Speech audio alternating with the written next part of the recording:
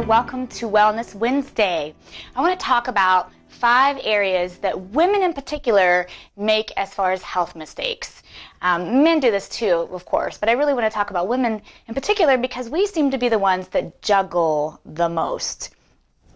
Someone sent me something really funny this last weekend on Facebook, and it talked about how women and men are different, and men are boxes. They have boxes in their mind. There's a box for their spouse, there's a box for their children, there's a box for sports, there's a box for this and that, and then there's also the empty box, and they'd actually prefer to have the empty box out. But when they are talking, say, to their spouse, they get their spouse box out, they go through that box, and they make sure that it doesn't touch any other box.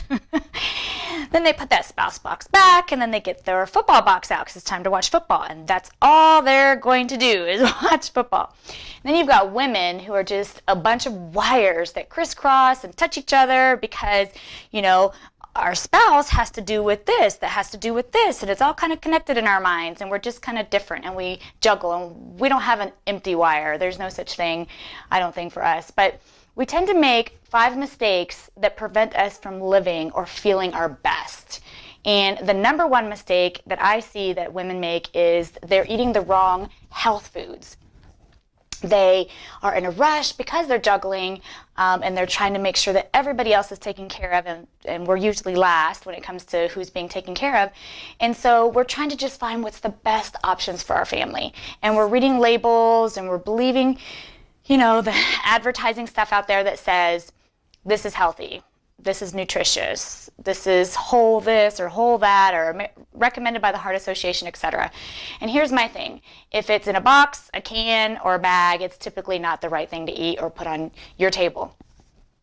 Whole, real foods is the best way to go all the time.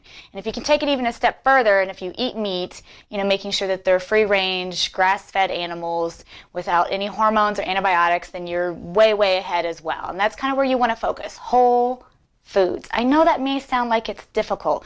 Honestly, it really isn't. It's all about your mindset. The difficulty lies between your ears. What you believe is whether or not it's going to be difficult. Fresh fruit, vegetables, you know, there's tons and tons of ways to make things quick, easy, and taste delicious. So, number 1 mistake is eating the wrong health foods. Number 2 mistake is skimping out on breakfast. Or, almost worse, is just eating something fast with usually a lot of sugar, refined, comes out of a box or some sort of paper sack, usually those cereal bars or cereals, etc., and so forth. Don't skip out on it, and don't choose sugar.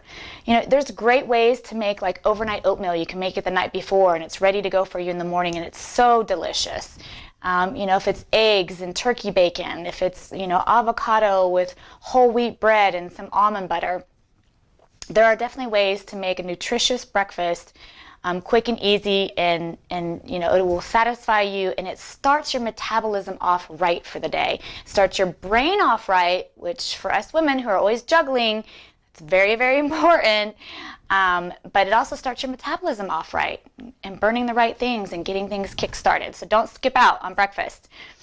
Another one is skimping out on sleep. Number 3, we tend to stay up way after the kids go to bed, or whatever it is that's in your lifestyle. We just tend to stay up late to get things done.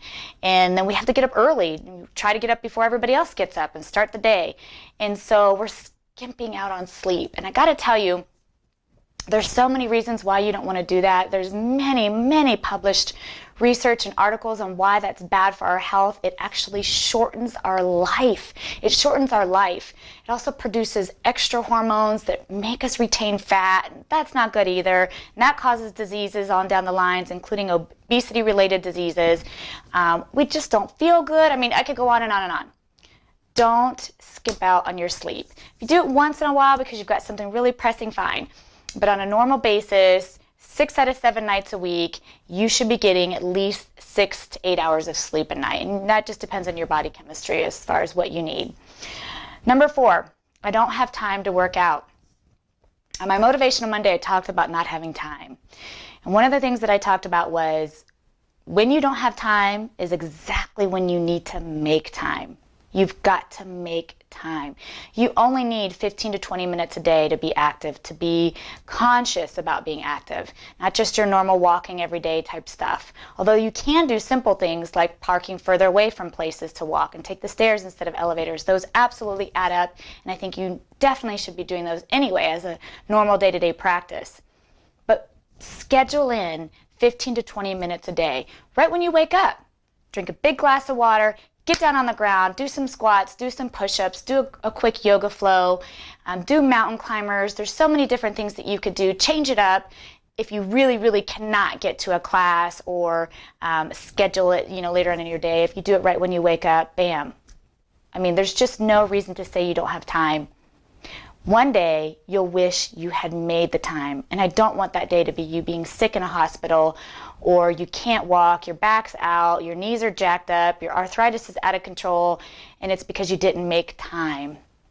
You have the time. Okay, let's not beat that up. And number 5, we tend to want to take a pill or a supplement to make us feel better. I don't have time to eat right or make my meals or whatever, and so I'm going to supplement. There's a couple things to think about when you're supplementing. One, the only time someone should be supplementing is if they're truly deficient in something. And the only way to know that is if you go to the doctor and get some blood work done and they do a full workup on you and they can tell you exactly what you're deficient in. Then absolutely you should supplement. Otherwise, when you supplement and you take things that your body doesn't need, it does 2 things. One, it just flushes it out, which all I hear is like dollars going down the toilet. And number 2, it can cause your body to stop producing those very things that it would normally produce all on its own if you just keep feeding it. To the point that when you stop supplementing, you kind of feel like crap, right? Because your body just stopped producing it. So let's not do either of those unless you absolutely need it. That includes for energy too.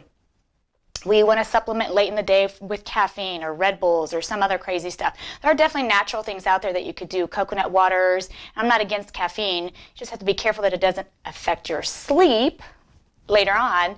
But supplementing on a normal, regular basis really, really causes some damage to your body that's just not necessary. If you're eating the right things and you're doing the right things, your body will produce what it needs. It just will. It's the way we were designed.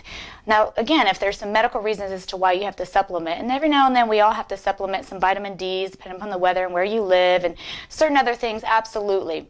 Absolutely. But on a regular basis, our bodies are designed to give us what we need.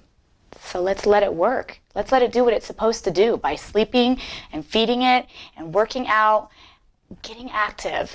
You do these things and our bodies they'll take care of themselves and we'll feel great. So let's try to avoid those 5 mistakes and let's live a longer, happier life. Until next time.